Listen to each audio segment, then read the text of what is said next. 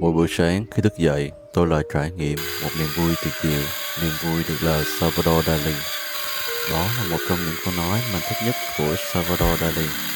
Ông không chỉ là một họa sĩ siêu thực nổi tiếng, ông là một con người kỳ lạ, đặc biệt và khác biệt đến mức cả thế giới phải nhớ đến.